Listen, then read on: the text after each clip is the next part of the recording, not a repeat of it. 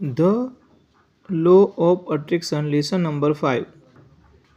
Jerry, Abraham, आपने आज तक हमसे जिस विषय पर विस्तार पूर्वक चर्चा की है वह आकर्षण का नियम, द लॉ ऑफ अट्रैक्शन ही है। मुझे याद है कि आपने इससे सबसे शक्तिशाली नियम बताया था।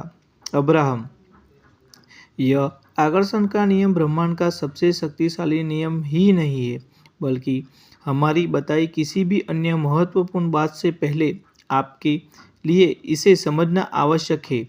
अपने साथ घट रही घटनाएं या किसी अन्य के साथ घट रही घटनाओं को देखकर आप जो कुछ भी महसूस करते हैं उसे पूर्व आपको इस नियम को समझ लेना आवश्यक है। आपके आसपास के प्रत्येक व्यक्ति का जीवन आकर्षण के नियम से प्रभावित है। आपको अनुभव होने वाली सभी घटनाओं का मूल आधार यही है।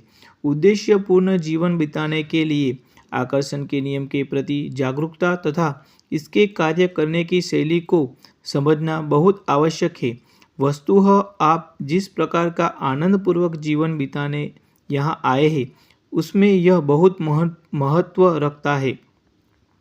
आकर्षण का नियम कहता है जो एक जैसे होंगे उनमें आकर्षण होगा।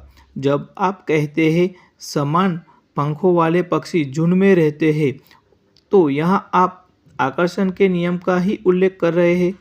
यह तब साक्षात दिखता है जब आप सुबह जागते समय प्रसन्न होते हैं, लेकिन दिन बढ़ने पर बद से बदतर होता जाता है और दिन समाप्त होने पर आप कहते हैं मुझे तो आज बिस्तर से निकलना ही नहीं चाहिए था। आप आकर्षण के नियम को समाज में तब प्रत्यक्ष होता देखते हैं जब बीमारी के बारे में लगातार चर्चा करने वाला कोई व्यक्ति बीमार और समृद्धि के बारे में खूब बातें करने वाला व्यक्ति समृद्ध होता है। आकर्षण के नियम का प्रमाण तब भी मिलता है जब आप अपने रेडियो के डायल को